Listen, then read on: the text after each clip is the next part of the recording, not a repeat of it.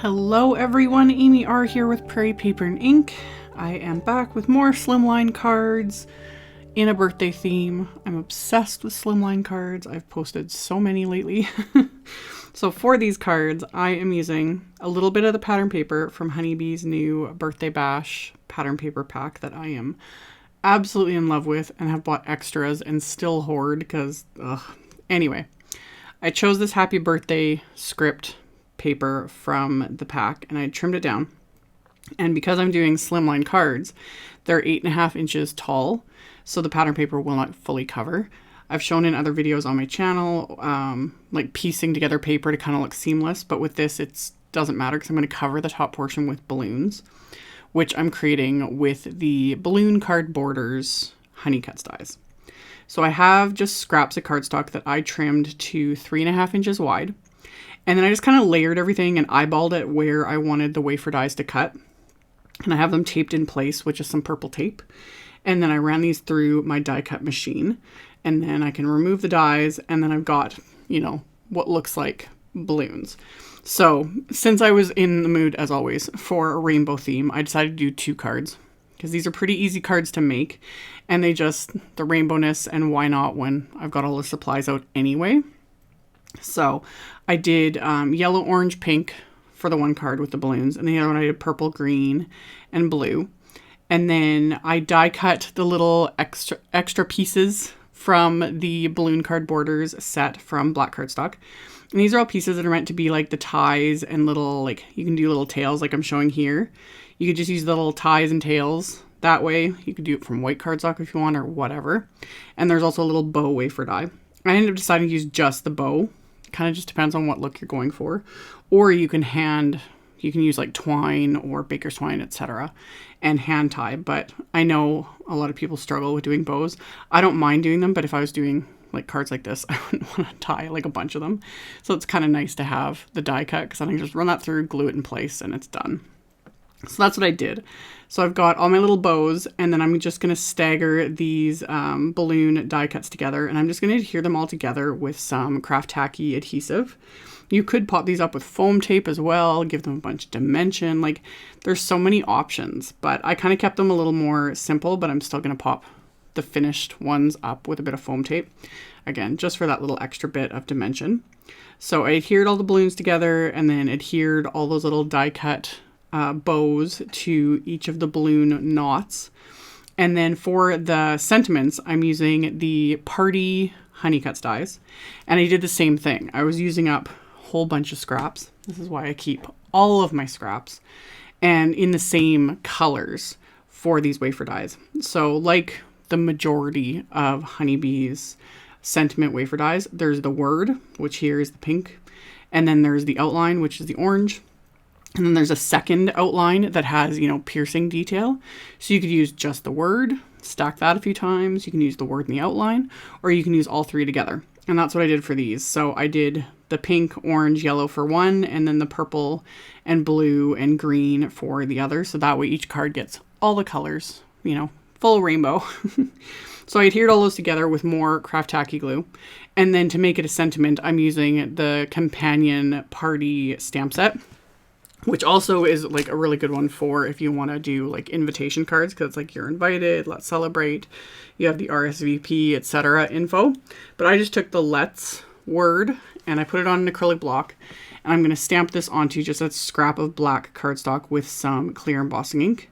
So I use my anti-static powder tool first. And then I'm going to stamp this twice. Just, my hair is kind of getting in the way here. But I was trying very hard to make sure I got them both lined up because it just makes it easier when I trim this down. So I stamped those twice onto the black cardstock, and then I'm going to coat this with some detail white embossing powder. And then I'm going to melt this with my heat tool. And once everything is smooth and melted and had a couple seconds to cool off, I can trim that down into a strip with my paper trimmer, and then I can trim off each word individually. So then I've got let's party, and then the pattern paper says happy birthday. So it just kind of ties it all, you know, together. So for my card bases, they were cut to 7 inches by 8.5 inches. So I'm scoring them at 3 inches. So this will make a 3.5 inch by 8.5 inch slimline card.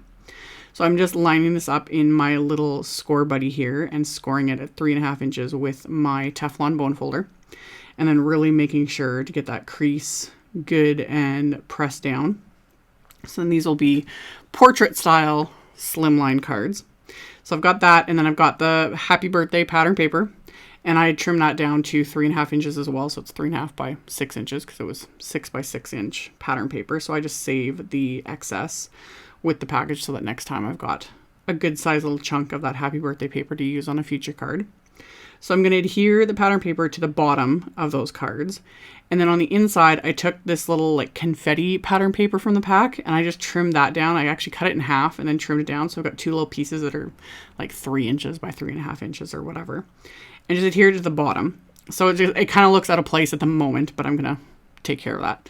I stamped and heat embossed sentiments just from the little birthday stamp set, and just lined up some of the words from it to say make a wish.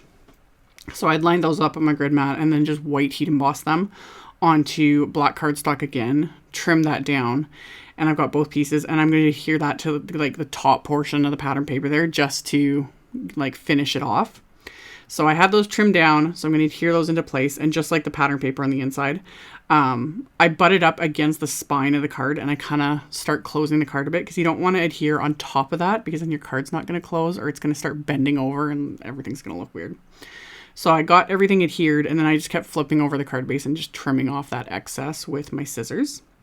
And then once that's done, I can now adhere those balloons. I'd already coated the back of them with foam tape.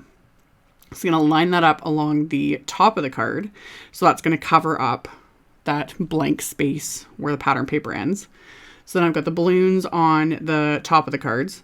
And then I'm going to adhere the big party die cut sentiment with more foam tape. And I used the opposite one for each one. So again, got all the rainbow colors. And then the sentiment, I'm going to just adhere the Let's, like the heat embossed sentiment, I'm going to adhere just with some craft tacky adhesive. And as always, you could leave it here. I added a little bit of embellishment, nothing too crazy. But again, you could really go all out with cards like this. I was thinking like a bunch of bling. The sky's the limit. But I just grabbed some little clay, like rainbow confetti pieces for my stash because the colors kind of went well. And it just went nicely with the die cut cardstock. So I just kind of sprinkled these throughout these cards and then adhered them into place with dabs of the craft tacky adhesive and my embellishment wand. So once I get all of these adhered, these cards are finished. And something I was thinking about when I was making these, I was like, because these cards are really great to fit in business-sized envelopes. You can make your own envelopes, but business-sized envelopes work great too. But another good thing about these is it'd be perfect if you got like whoever you're giving a card like this to get some crisp new money. You don't have to fold it up because they'll fit perfectly, and because there's nothing better, especially for kids. I think like so often it's like, ooh, money. So that's kind of a nice option too with cards like this, is you can stick it in without having to like roll them up or fold them up or do anything weird. It'll just fit nicely right inside the card. So that's it for today. As always, there'll be a link below the video to the blog post. There'll be supplies and links and all that good stuff.